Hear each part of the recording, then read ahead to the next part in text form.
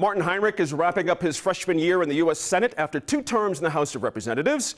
He sat down with NMIF producer Megan Kamerick to talk about a number of issues, including his recent opinion piece in the New York Times on federal surveillance, as well as his thoughts on gridlock in Washington and how to boost New Mexico's economy. Senator Heinrich, thank you for coming by and talking with us. It's great to be here. So you're wrapping up your first year in the Senate after serving in the House of Representatives. Is it different being a freshman in the Senate? Is there hazing, pranks of any kind? It is very different. I'm not sure I've experienced any hazing, but you know, one of the things I appreciate about it is that the relationships are actually stronger than in the House, especially across parties. That's not always evident to the public.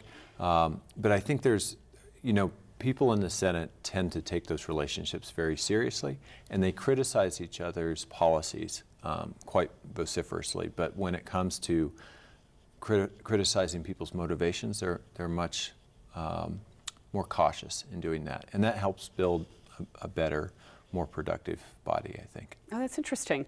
So I have to ask, you are on the Senate Select Committee on Intelligence, and you published an op-ed recently in the New York Times with Senators Ron Wyden of Oregon and Mark Udall of Colorado. It was called End the NSA Dragnet Now. And you said the Senate should be reining in questionable surveillance activities, not giving them a stamp of approval.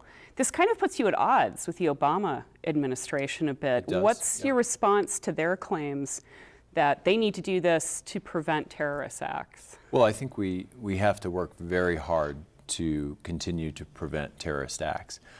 What Senator Wyden, Senator Udall, and myself, all members of the Intelligence Committee, found was that the utility of some of this very broad data collection on innocent Americans is quite questionable. It has been overblown. NSA has tried to make a case, knowing that full well that they don't have to release all the details. I don't think it's effective at preventing terrorism, and I think we need to be focusing our resources on the terrorists and not collecting data on innocent Americans. What do you see happening with this? Because there was this bill, you're not happy with how this came out of committee. There's kind of 2 tracks going on right now. There's a bill that worked its way through the Intelligence Committee that the 3 of us voted against. There's also a bill coming out of Judiciary that we strongly support, and it would, I think, it really tries to get the line right of what did the framers have in mind when they wrote the 4th Amendment, and to bring things back. Unreasonable search and seizure. Exactly. Bring things back to that sort of balance, which was also a reaction to overzealous governance by Britain. So a lot of people are angry and distrustful right now of our elected officials in Washington, especially after the government shutdown. Yeah, absolutely. How do you see, what can you do to restore that trust?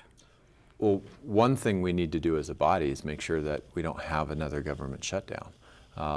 You know, all of us as individuals oftentimes only have one vote, but it's incumbent upon each of us to try to work extra hard to make sure that the body itself can function, and that has been really difficult lately. We've seen individual members who have had an agenda where they think it is more productive to sort of shut the government down. Even though they're not the majority, they've been very effective at pushing that sort of agenda. What do you see? Do you see anything that you personally can do? Even though you're a freshman, Sure. You know, you're one person and 100 people. Absolutely, and really where it matters the most is at the committee level.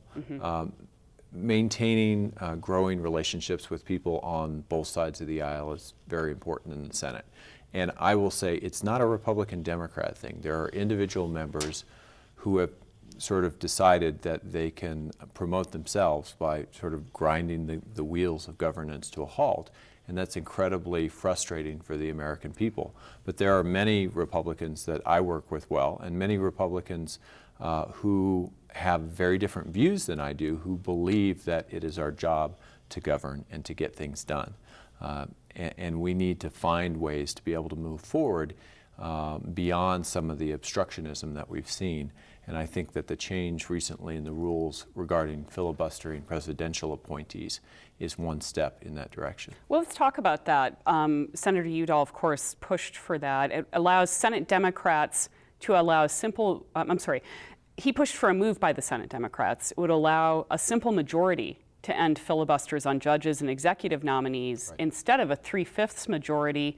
Now, there are predictions that this could increase gridlock and rancor in the Senate. Well, it's called the nuclear option. In the short term, that may well be the case, but I think you can't have governance by a Republican or a Democratic administration if they can't put their team in place. And that's what we've had. We've had unprecedented amounts of filibusters against nominees that were completely qualified.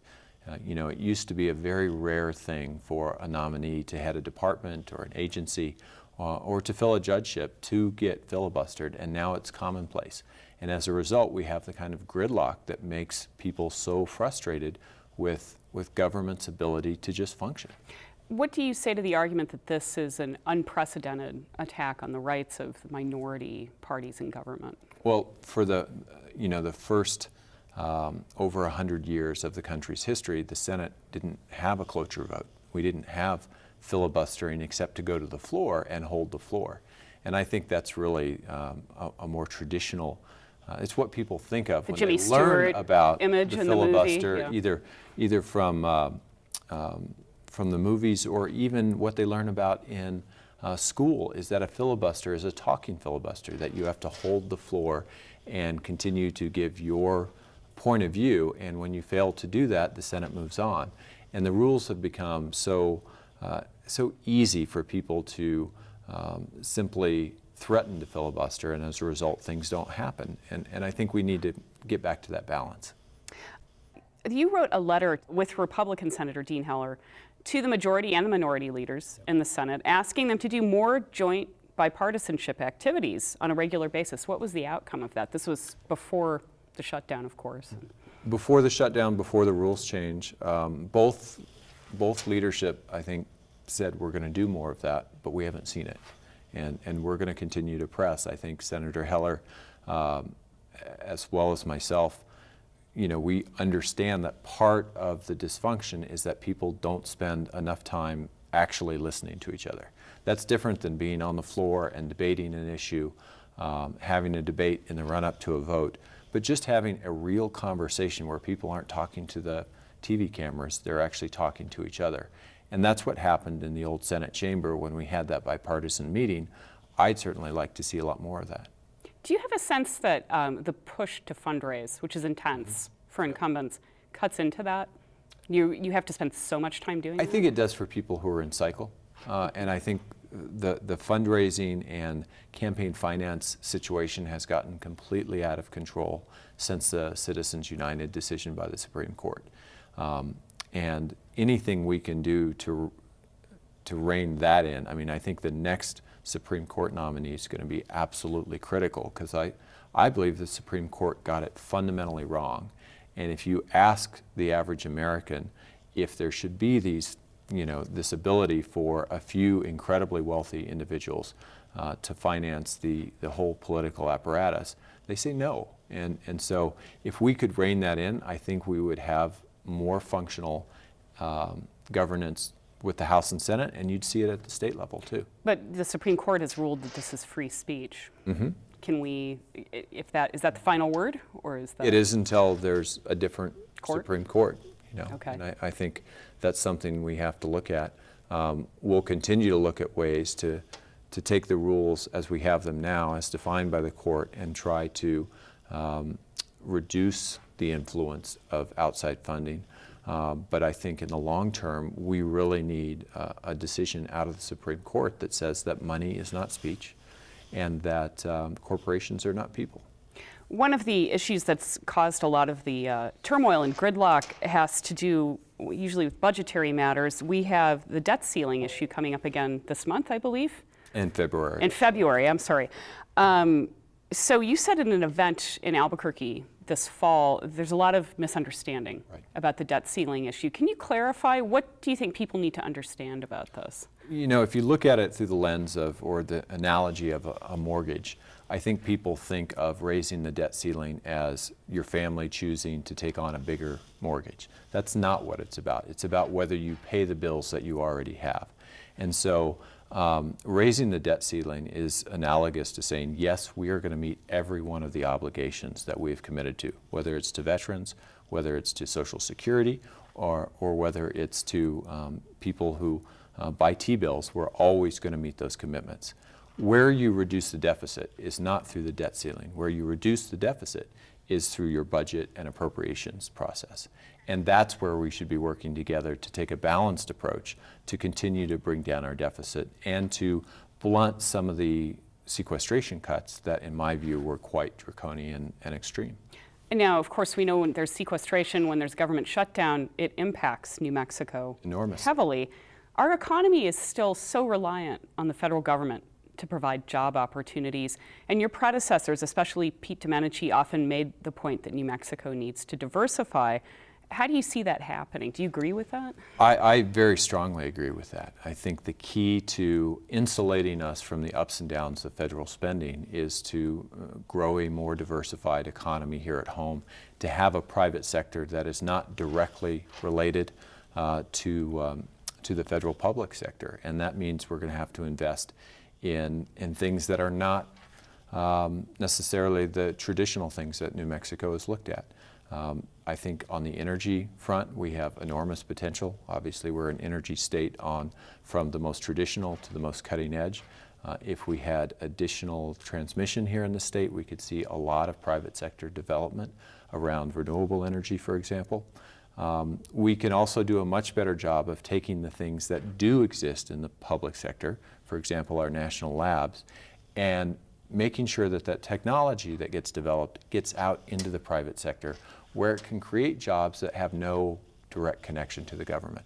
You know, once that information, that technology, that intellectual capital gets out into the broader economy, it creates jobs that help create a real ecosystem of technology here in the state that has nothing to do with the federal budget. You know, New Mexico's economy still has not recovered well compared to the rest of the country, and we're also ranked as last in the nation for child well-being. That was a ranking earlier this year. So what can you and the congressional delegation do to address the problems that contribute to those kinds of rankings? And I don't think those two things are at all unrelated. I think there's a lot we can do. I think we need to focus more, in particular, on sort of middle-class economics. How do you do that? Well, for example, I think it's incredibly important that we're getting ready to have a conversation in the Senate over raising the minimum wage again. That is something that impacts an enormous number of New Mexicans, many of which are not entry-level workers, many of which are single mothers working 3 jobs, 60 hours a week to put food on the table for their kids. And the minimum wage certainly has not kept up with the economy and with inflation, and it's time to adjust that to make it a fair wage for people. Do you really think that the Congress can come together on this, the Senate and the House? I mean, this is usually a divisive issue. I think it's an issue that the American people overwhelmingly understand. And if you look at even Republicans, there is an enormous reservoir of support for a fair minimum wage. It's certainly true of independents, and it's overwhelming among Democrats. And so there reaches a tipping point every few years where we're able to sort of reset the clock and make it more commensurate to how it was originally designed to be something people could actually live on and not be in poverty, especially when you add the earned income tax credit.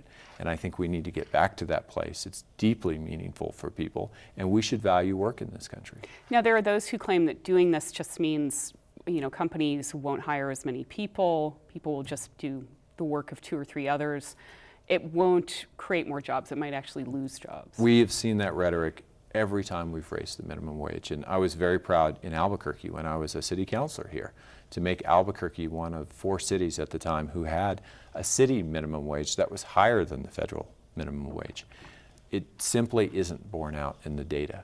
And having that money directly in the pockets of people who really live month to month and spend all of their income is very beneficial to the overall economy. You know, there's a lot of turmoil right now around education policy here in New Mexico, and I see this as related. Education's key to so many other issues here, including the economy, to poverty. What can you do in the Senate to ensure that children here are getting the education they deserve and that will make us a stronger state? One of the things that I would like to see us do is reform the No Child Left Behind bill, basically go back to the Elementary and Secondary Education Act and fix the structural problems within that legislation.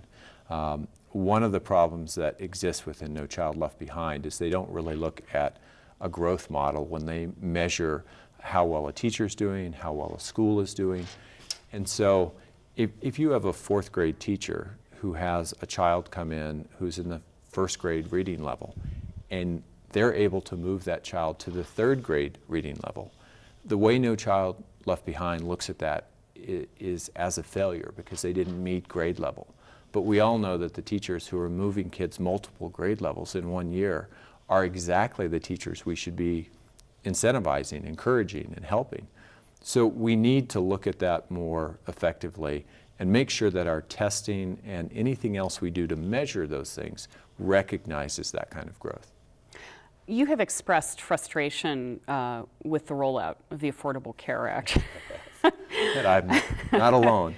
Well, what would you have done differently? What would you like to see happen? Well, what should have happened is there should have been a system administrator that integrated all the parts from day one. And you know, there's no question that hindsight's 20/20, but that site should have been up and running. The good news is that when we look around at the states that took this on for themselves, who had websites that worked from day one, the product, the underlying healthcare insurance product, is working, and people are signing up for it. And as the federal site now is operating with about 1 million visitors a day, less than 1 second per transaction, where at the beginning it was something like 8 seconds, painfully slow. As that website begins to work, people will have access to what's truly important, which is the underlying insurance product. And if we get that right, and so far it looks like we are getting it right, this is going to work, and it's going to be very good for making sure that people have the coverage they need so that they're getting their health care from a doctor, a primary care doctor, and not just in the emergency room, and driving these astronomical medical inflation costs. Do you think the law will stand as it is now? There's been some backtracking by the administration. There will be changes. Okay. I mean, anytime you have something as complex as the Affordable Care Act, there are going to be changes, and I've voted for changes. But what kinds of changes? Things like the 1099 rule that a lot of small businesses found to be overly delaying burdensome, where they had to file a 1099 for very, at a very low level of work. Those things need to be changed. But I think the overall structure of saying that insurance companies are going to cover people with pre-existing conditions, that we are going to incentivize preventative care. Preventative care is now free under these policies. That gets people in when you can very inexpensively treat something, not at the end where it drives up insurance and just general health care costs. In the last couple of years, we have seen the inflation rate of medical activity in this country go from 5% just 10 years ago down to just over 1%. That is a huge change, not only in healthcare, but it impacts the entire federal budget deficit, and it is helping us to shrink that budget deficit very quickly. When you say medical activity, you mean the cost of medical care, delivering it? Whether it's seeing your doctor or going to a hospital or Medicare or any piece of that healthcare economy, that has been growing at a much faster rate in terms of inflation than the rest of the economy. The medical inflation rate was around 5% a year not very long ago. It has slowed to the lowest rate in 50 years. That helps us not only solve healthcare problems, it helps us solve the entire federal budget deficit. Wanted to get to one more of your committee assignments. You're on the Energy and Natural Resources Committee, and you've been very vocal about casting environmental protection as an economic benefit, but many see more regulation as basically intrinsically bad for job creation. So where's the balance? The balance is making sure that the regulations that go into effect are needed, and that you get rid of antiquated regulations, unnecessary regulations, But when it comes to things like clean air, that's something that's been great for our economy. Anyone who thinks that that is a luxury should visit China today, where people wear masks to walk across the street, where kids have asthma rates that are astronomical, and it's a huge drain on their economy. And so we have a responsibility to get that balance right. And I am very proud of the work we've been able to do on that committee, because it has been an effective bipartisan committee. We have produced about half of the legislation that has made it to the floor of the Senate out of that committee. And it's a model for what the rest of the Senate ought to look like in terms of people working together who have different views. I just have one more question. You know, you made a decision earlier this year to move your family to D.C. And some opined that this might make you less connected to New Mexico, not coming back here as much. What's your feeling on that? One, I'm coming back as much as I ever did. The arrangement's a little different, because now I'm not always in Albuquerque as I was when I represented the congressional district. Tonight I'll be spending the night in Clovis. That's very typical now. So when I'm in New Mexico, I'm working and I'm traveling. I wouldn't be seeing my family if they were here. And I think people, you know, family is such a New Mexico value.